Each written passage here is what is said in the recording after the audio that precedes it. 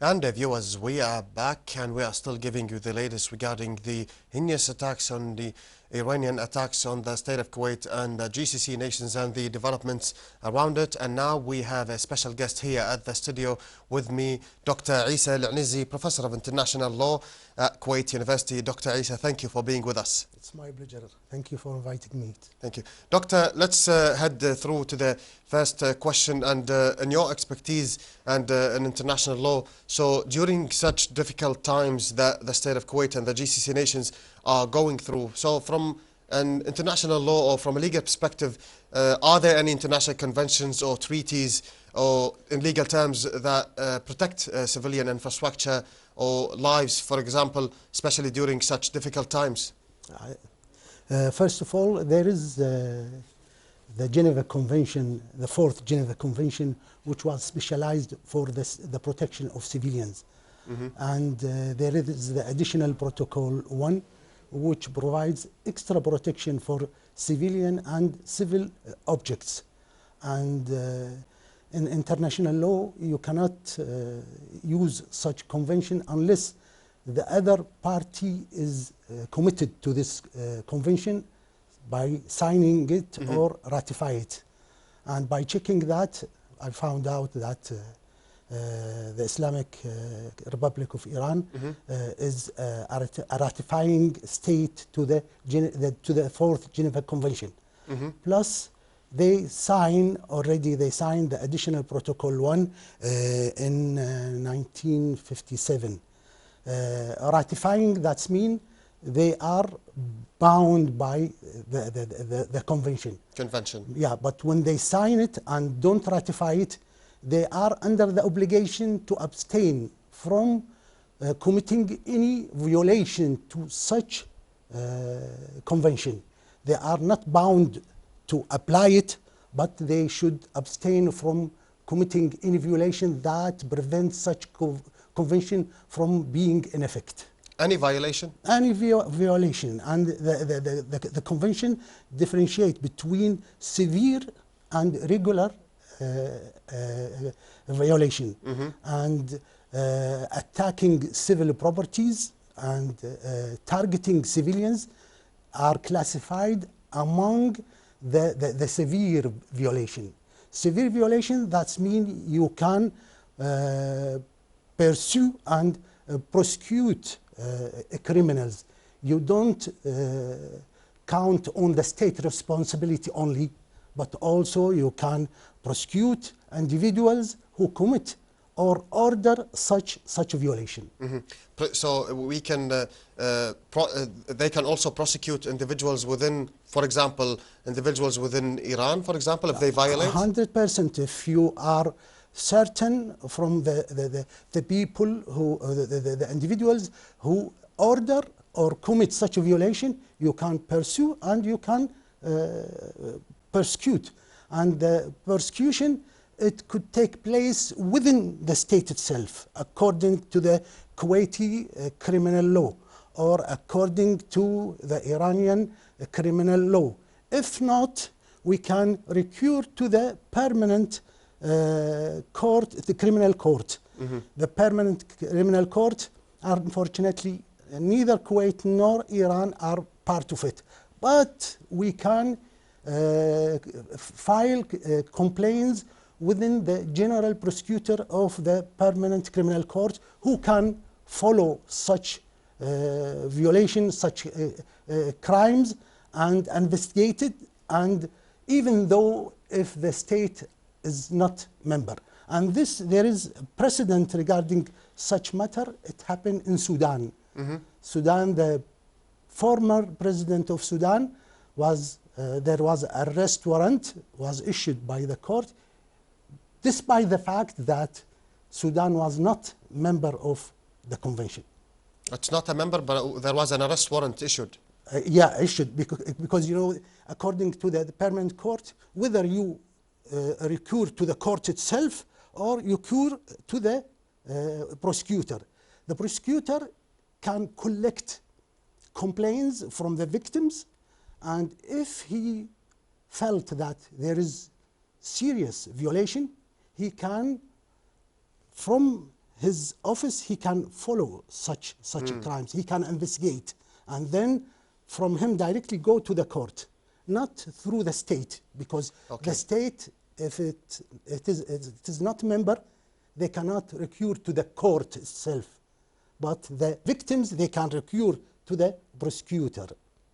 So we have two paths.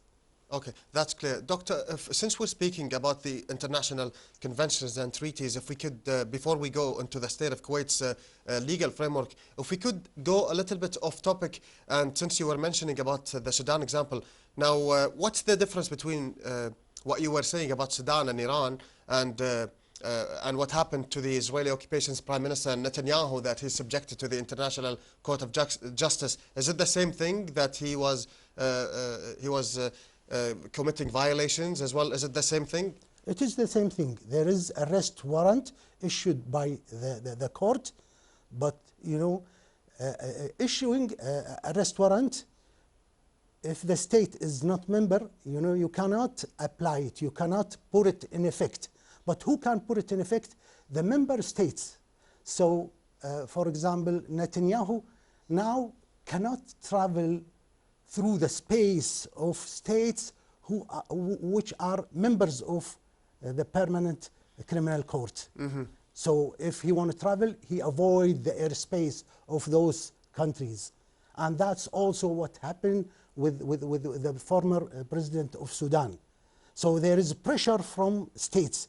So who can put this arrest warrant in effect are the member states. So when you are prosecuted, you do even avoid going through the airspace itself as well? Yeah, because the state sovereignty on the land and the space. So if the state knew that this airplane holding an international criminal against who an arrest warrant was issued, they do their homework and they bring it down, and they have to do their homework to hand over this criminal to the Permanent Criminal Court.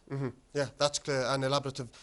Thank you, Doctor. We'll be back to get more details at the local level as well, at the Kuwaiti legislation level. But we'll get a quick live stream with one of our correspondents who is on field right now, and we'll get back to you. Now, dear viewers, we have our on-field correspondent, Mohammed Al-Sawagh, who's on field. Mohammed Al-Sawagh, if you can listen to me, tell us exactly where you are reporting from and give me the latest updates you have.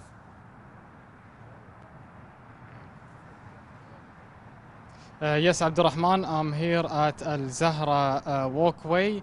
First of all, I would like to thank you and thank our colleagues who's covering this event in this critical time.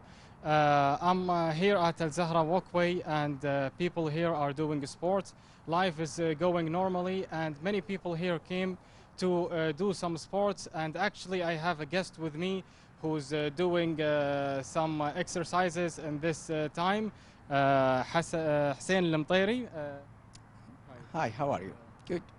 First of all, I would like to ask you, how do you feel doing exercise in this place at this time? Well, actually, first of all, I would like just to express my feeling that inshallah this situation will over very soon, and the situation is normal for us as a Kuwaiti citizen. I practice my daily life as usual, no changes. The reason I have a trust in my government and the authority in Kuwait, they are doing the best for us, and I encourage everybody just to be normal and practice his daily routine. Do you come here usually? What time and what kind of exercises do you do in here? Well, before Ramadan, I used to come here every early morning, but nowadays, because it's Ramadan, I come around 8:30, 9 o'clock evening.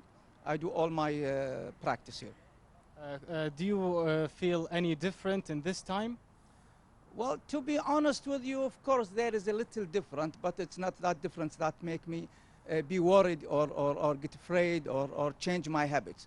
No, I practice everything normally, and I've seen many people also come and do the same thing with me here. From our screen, would you like to send any message to the public? Of course, I would like to send this important message, which is, first of all, we have to have trust in God and in our authority. Whatever have we seen now until today, everything is perfect.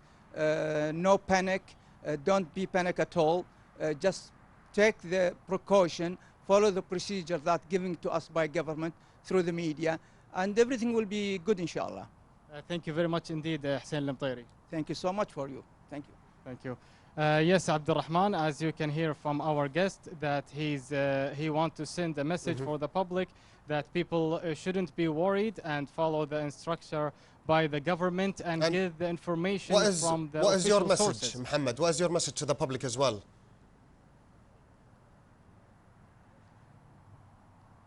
Well, my message to the public is similar to my guest message. We have a trust in our government. Everything is going smoothly. It's another normal day. It's another day in Ramadan. People come here to do the exercise. Just follow the rules and get the information from the official sources.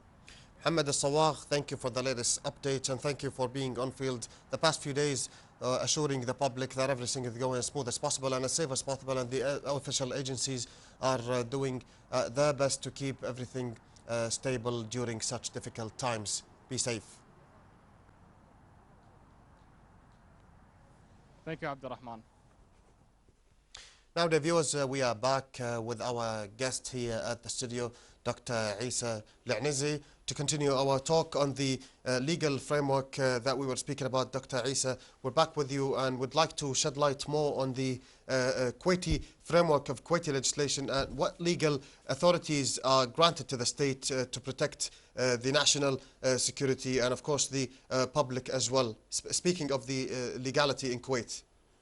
In fact, all Kuwaiti legislation are in effect now, and as you see that Kuwaiti people are living their daily life normally, and thanks God, our customary habit that we listen from our leader each last 10 days of Ramadan never interrupted, and His Highness the Emir talked to the people, and we felt much more safe after the speech of His Highness the Emir, and I think all the laws are in effect and nothing to be worried about. But as a reminder, I'm telling you, if the situation, God forbid, getting worse, there is the national security law that can be in etat of urgence activated. Can be. Yeah, but and among the states where this law can be issued, if there is a state of war or possible or a war that can be imminent. And I think the situation is stable, and inshallah, we don't need that law to be in effect. And when we speak of the legislation and international law, Doctor, can the international law, is there a difference in the perspective of international law between military targets and civilian objects? If there is, how do we distinguish when we use the international law's perspective? Yeah, this is a basic rule is being taught to the military, and internationally is being taught, and there is big difference between there is a general principle in international humanitarian law. It's called distinction. Distinction mean as military they have to distinguish between civilians and armed forces, between civil objects and military targets, and the civilians and civil objects should be immune, should not be subject to target any strike at all in any position. The only legal target are military personnel who are actively practicing participating in armed conflict, and the legal target are like military bases, military airplanes, military targets, but anything has to be in connection with civilians and civil lives should be immune and should be out of targets. And if such rules is being violated, I told you already that this is considered as severe violation to the IHL. Severe violation. Yeah. And when you speak of these legal terms and rules, do they apply? They apply to all the countries, right? They must be applied, and who does not apply them, then he should be subject to prosecution, you know, and he should be considered as criminal, you know. And in international law, there is the permanent criminal court. There is several crimes: the crime of aggression, the crimes against peace, the war crime, and the genocide. So what are we witnessing today? That there is aggression crime that's been committed by Iran, and the aggression, that's mean you practice the aggression from your land, from the state. So this state is committing aggression, or from a third state that allow such aggression to be committed from its land. Oh, okay. Yeah. Even the third state, Yeah. which allows its land to be used, even it can be subjected to the international law. If such third state don't want to be part of the international responsibility, they should prove their goodwill, which means they should pursue and prosecute such criminals who commit such violation. Otherwise, the state itself will be responsible for the crime of aggression. And people who work at the legal international institutions, they regulate the wars that happen, and they do their procedures, right, on a daily basis. Yeah, 100%. But they should be informed, huh? I'm telling you, we have, like, in our country, we have certain authorities should play, I think they are playing their role, like the Ministry of Justice. They have to play their role in document such violations. So if we need them in the future, we can use such documentation. So there should be coordination internally with externally, from the 100%. internal to the external. Plus the Ministry of Foreign Affairs. I heard today that there is 2 letters is being issued, one to the Security Council and one to the Secretary General of the United Nations. Yes. And this is all proof that Kuwait is coordinating with the international bodies in such documentation. Which leads us to the question, when cross-border attacks happen, so what legal avenues does the state have to present as evidence to the international judicial bodies?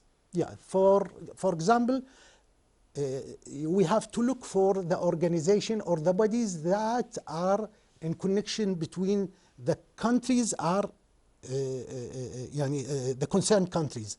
For example, we cannot use the Arab League because Iran is not member of it, you know. So we can recur to the Islamic Cooperation Organization, because both parties are member to this organization.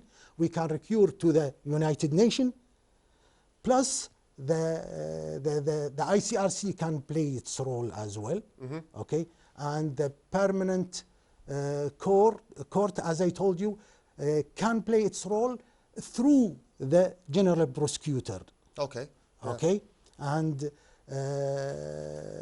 you know, for the Islamic Cooperation Organization, it was clear in its principles that all members should respect the sovereignty of each other, plus one of its goals that member states should settle their differences in a peaceful way and should avoid the use of force between member states.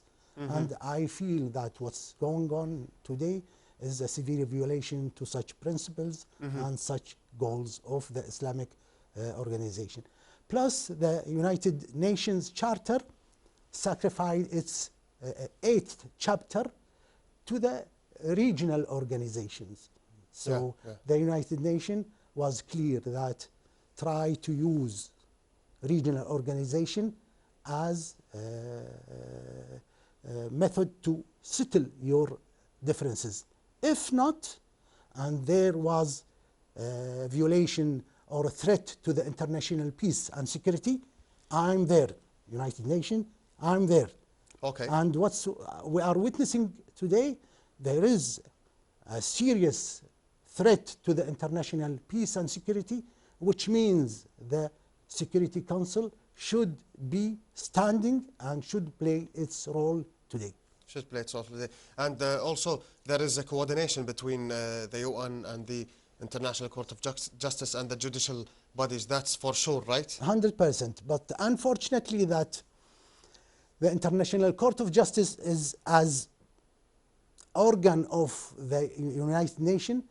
The International Court of Justice cannot receive complaints or cannot examine differences between states unless both states agree and give the permission to the International Court of Justice to examine such conflict or such difference. And I don't think Iran would accept to give such permission to the International Court of Justice. Yeah, well, Dr. That's why I'm telling you the International Court of Justice hand will be locked from examining such. From examining, yeah, exactly. Doctor, well, that's clear, and I want to get more in details about the specifics of international legal framework and how it addresses modern conflicts.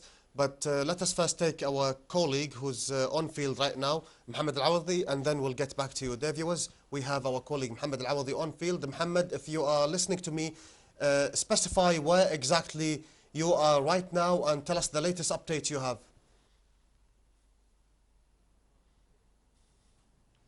A very good evening to you, Abdurrahman, and our dear viewers. Can you hear me? Yes, I can hear you, Mohammed. Give us the latest updates, please. Yes, I am currently in Ain Jalut Street in Al Jahra Governorate, one of the busiest streets here. As you can see behind me, life is continuing normally here. The streets are busy with pedestrians and citizens. They are using this road, which is considered a vital artery that connects the neighborhoods here and serves the local businesses along this road. All the shops here are open, all the outlets are open, running commercially normally. You can see the presence also of the traffic police from the Ministry of Interior on the ground, on foot and in their vehicles, regulating the traffic and the movement of vehicles along the street, ensuring that congestion remains under control. And Mohammed, the past days you've been out on the field reporting. Give us a message to the public since you've had experiences now on field the past few days.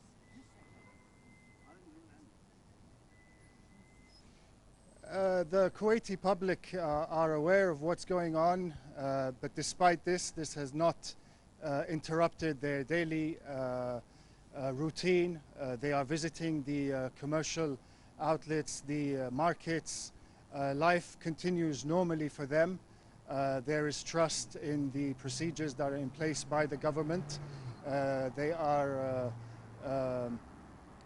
very confident in the safety and they continue life as normal. There is obviously and evidently no panic. Social life continues as normal, and so does commercial life in Kuwait. Mohammed, thank you for the latest update you have given us and for assuring the viewers that it is a calm day and not to believe, of course, any rumors that are spreading. Mohammed Al-Awadi, thank you. Now we are back with our special guest right here in the studio.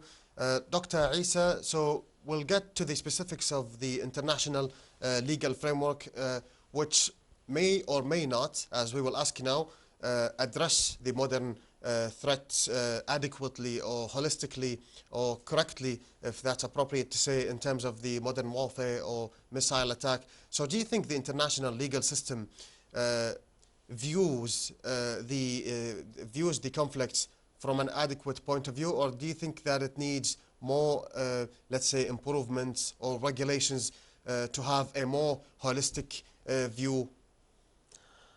Honestly, war is longer than we expect, you know, and the rules of law increased and developed by the development of the arms and the nature of armed conflict, you know. So I think the rules of IHL, the rules of armed conflict, up to now I can tell it's adequate, because, you know, we have some principles that applicable in all our armed conflict, even though the modern warfare, you know. For example, when we talk about distinction, okay, distinction, this is a very old principle, and it's applicable even with the cyber arms, with the cyber attack, with the modern arms. And what we see today, that there is drones, there is missiles that cross borders, you know, even though those the recur to the war, this is prohibited. The use of force is prohibited. But even though, if it's been used, should comply with the distinction. So there is no missiles or no drones are permissible to attack civilians or civil objects. Okay. Plus, there is a principle of proportionality.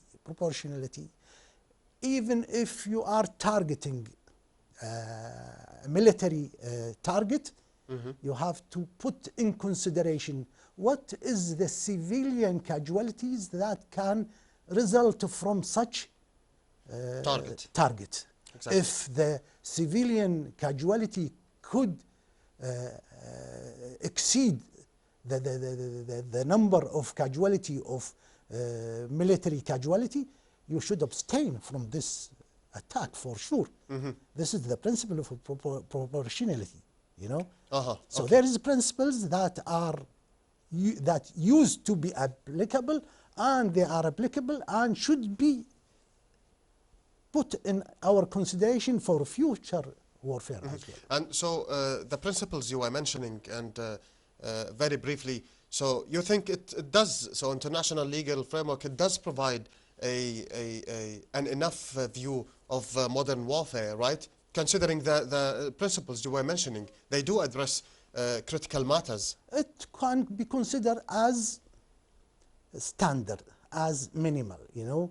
If we can provide extra protection, I'm with that. If we can sign or enact new treaties, new conventions that provide extra protection, why not? But put in your consideration that those arms, those techniques is being established by states, and they are commercialized by such states, and I don't think those states would be happy with such change that even if they were, it would take time, I believe. I think so. It would take time, I believe. Yeah, but I'm with it. But you know, the purpose, not if I'm with it, if they are with it or not. But I'm sure there is a lot of people that advocate for a change. 100%, you know, course, but yeah. what matter is the states. Yes. The states, if they are supporting or not. Yes. So now moving on to one other topic as well, segment. What if when we see critical infrastructure and civilian facilities being hit or struck whether be it in our country or any country, how important in a legislative perspective is documenting these things and complying evidence, documenting the evidence as well, collecting evidence. How important is this in this matter? Yeah, this is very important matter. This is a primordial matter, you know. If you cannot prove your case, then you have no case. So how is that?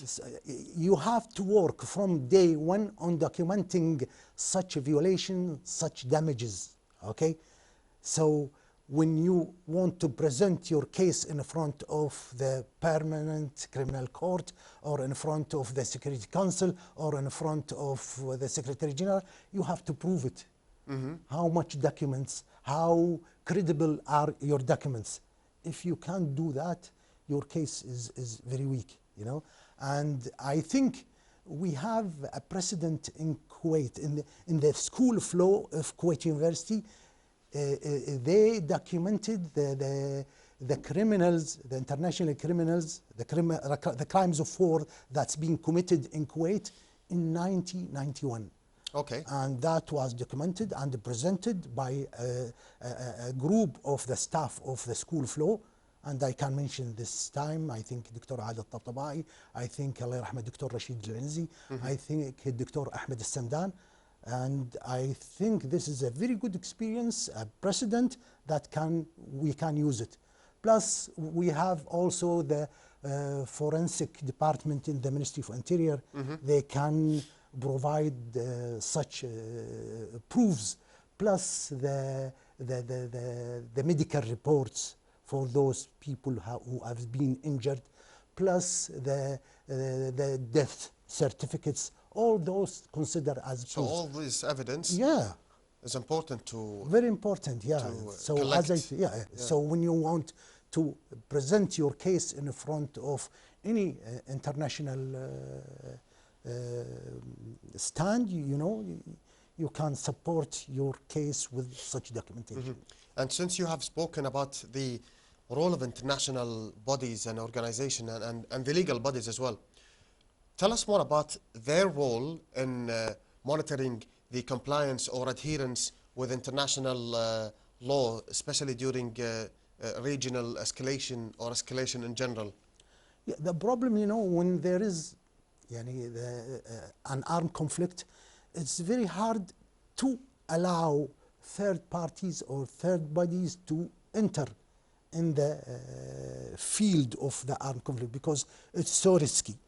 The only organization that are professional and they enjoy international protection during armed conflict is the ICRC. The ICRC, the International Committee of the Red Cross. Okay. They are eligible to document and to move during armed conflict, and they can monitor and document such a violation. And I believe in Kuwait and Jabriya there is a mission of the ICRC in Kuwait, and they can be used to, because they are the monitor of the application of the IHL around the world. This is the main task of the ICRC. And it does help, and we see the benefits of it? It's very important. The only problem that no one can control the ICRC. They move when they want to move.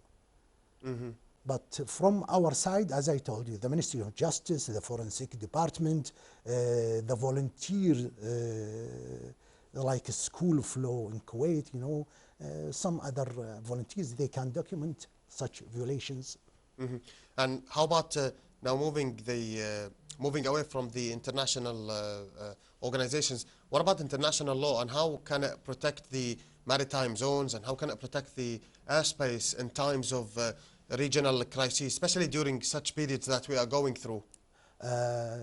Differentiating the airspace and the marine zone from the ground has no stand, you know. When we talk about state sovereignty, the immunity of state sovereignty, we are talking about the ground, the space, and the marine. Okay. They all have the same value, you know, and each state should abstain from violating other states' sovereignty, you know. And as I told you, the international, the UN, plus the international, the Islamic Conference Organization, the Arab League, the GCC. This is an international principle. State sovereignty is immune from violation, you know, and such a violation considered as a threat to the international peace and security. Once you violate other state sovereignty, that's mean you give the permission to the other state to use Article 51 of the United Nations to defend itself. Self-defense. Yeah.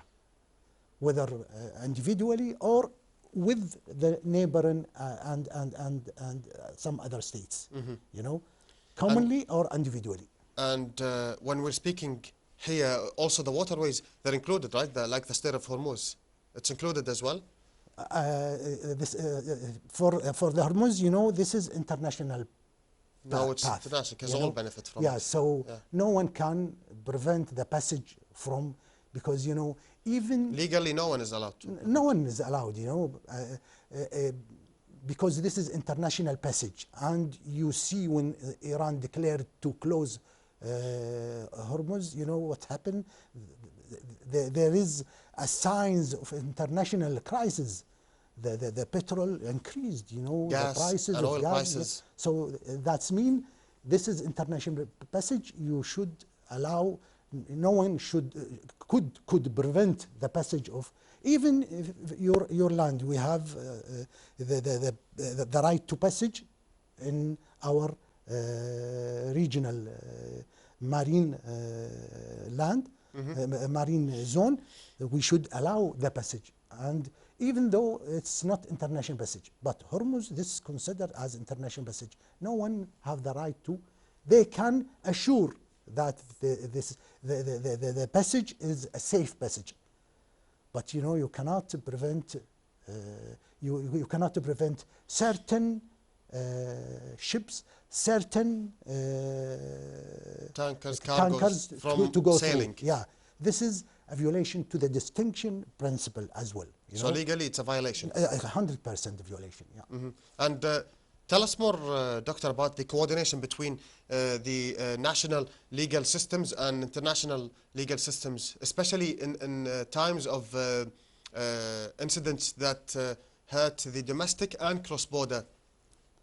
If there is incidents, like, you know, if there is incidents cross-border, you know, the state has the right to protect its borders, and any violation to such border, you have the right to target passing missiles, passing drones, you know. Any airplane that pass in your airspace, there is certain roads similar to the roads on the ground. Airplanes are allowed to go through those airplanes, and when they are approaching your airspace, they have to take permission, and they have to follow the road and the path that you indicate. If they don't follow that, you can warn them. If not, you can target them as well, even if they are civil airplanes, because they violate and they don't comply with your instruction.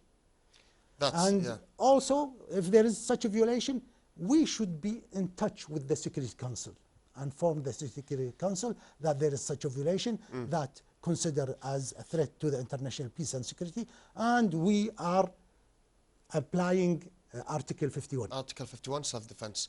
Well, that's elaborative, Doctor, and I will get back to you for more on that, the national legal systems and international. Let us take a quick look at our on-field reporter, Khalid Al-Hajji, who's on field right now. Khalid Al-Hajji, if you can listen to me, tell us exactly where you are, and please give us the latest updates. Yeah, I can hear you clearly. I'm now in a slaughterhouse in Kuwait, and I have here Dr. Reem Saud Al-Flaj, Minister of State for Development and Sustainability Affairs. Thank you for joining us today. Thank you. Thank you. How do you see the whole tour that you did today? Today, we're here at one of the main slaughterhouses in Kuwait. We're here to make sure that the process is working as normal, and the amount of cattle, sheep entering the slaughterhouses is typically as normal. And the vets working here that work at the Public Authority for Food and Nutrition are working checking the carcasses after being slaughtered, making sure it's safe for human consumption and it meets the standards, and then it's released to be consumed at the market. So everything is as normal. There's no need for any panic because the amount of carcasses is available as usual. Okay, thank you for that. And any last words for our residents here in Kuwait? Honestly speaking, I would like to encourage them to just get what they need, and you do not need to waste food because everything is available. The markets are full of items. You don't need to stock items, food items which you don't need because you don't want them to be expired, and it's available, and we thank God for that. Thank you very much, Dr. Reem, for your view with us, and hope to see you again next time, inshallah. That was Dr. Reem, and if you need any questions more, Abdurrahman, just let me know. Khalid Al-Hajji, thank you for the latest updates, and thanks to the Minister, Dr. Reem Leflage, for assuring the public to be calm and that everything is stable and going as smooth as possible. Thank you again. Now we're back with our special guest here at the studio, Dr. Eisa. We're back after this special report we had with our colleague. So we were speaking about the national legal systems and the coordination with the outside or international legal systems. And I just, before we move on to the second question, I wanted to ask, does the state of Hormuz count as a case where there would be coordination between national legal system and international legal system? Would it be that way, that there would be coordination between both systems? It's international pathway, and yeah, if you remember, you know, a Suez Channel, once there was a ship that is stuck. Mm-hmm. So the government of Egypt spread the information around the world. There is état of urgency, so we want to inform you that the situation is critical. So because of exceptional situation, it's been closed, but intentionally you cannot close it. You cannot. Because you are affecting the international trade around the world. And this is, as I told you, this is international danger. And as you heard, there is some other states, because they have been affected by this violation, they threat to take over and control the channel of Hormuz, you know. So as I told you, this is considered as international interest. You cannot individually take such action to threat the interest of the international world and international trade. And in your view, what legal safeguards must be remained to ensure that emergency measures taken during crises, for example, to be consistent with constitutional and international legal obligations? Again, please. I mean, moving to the other question, what legal safeguard or legal safeguards must be maintained so measures could be taken, let's say emergency measures can be taken, but to be still consistent, remaining consistent during time of crises with international law and constitutional and international legal constitution?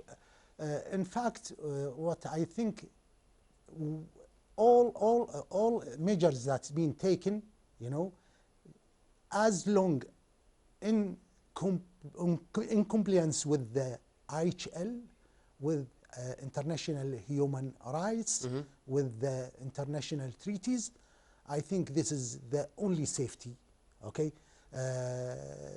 When we are taking such measures and we are allowing the international organizations, the specialized international organization to supervise such measures, I think this is the main safety for the Kuwaiti legal system, and this is in compliance with the Kuwaiti constitution that is totally in compliance with the international rules and regulations. Okay. And what about the, you were talking about legal principles earlier, and how can they address the economic damage, since they also address the political damage? How can they address the economic damage, the legal principles? The economic damage, you know, is part of the international responsibility. So if we succeed in document such economic damage, that's mean we can seek compensation from the state that caused such damage, you know. And this is, we have a precedent from 1991, Kuwait, through the international, to the United Nations, there was a special committee of compensation committee that was established by the Security Council, delivered to Kuwait all compensation that's been proved as a result to the occupation and invasion of 1991. And what about the international arbitration or international courts? To what extent they can play a role in resolving the disputes that are happening, whether be it political or economic? You know, those are considered as judicial or legal method of solving problems between states, solving conflict or differences between states. But unfortunately, both of them, the judicial bodies and the arbitration, no one can recur to them without the approval of both states. And this is rare rarely can be achieved. So in the occurrence, you know, I don't think, you know, Iran will provide Kuwait approval to recur to arbitration or to the International Court of Justice. This is, I think, way from happening, you know. And Doctor, before we run out of time, I'd like to touch upon, please, because we were speaking about International Court of Justice and international legal bodies and the national one. So tell us more about the importance, very briefly, the importance of the coordination between, let's say, international or national legal systems. So between the GCC countries, for example, how important is it that we coordinate with each other? Yeah, it's very important, and this is something we should be proud of it. You know, the GCC members, according to the charter of GCC, the purpose of GCC is to approach member states in order to reach unity. Okay. And this approach was clear through the current crisis. Okay. You know, the 6 countries stood, you know, a stand that is ideal, you know, and they coordinate with each other. And we saw how Kuwaiti that return from outside to come back to Kuwait, all of them, they return through GCC states, you know, and they were being hosted by the GCC members, you know. In this crisis, this coordination is very important, especially if we can reach condemnation against the state that violate the sovereignty of GCC members, and I think they can make blockage against such countries, and they can help in pursuing and prosecuting the criminals if they can be if they have been indicated by names, you know.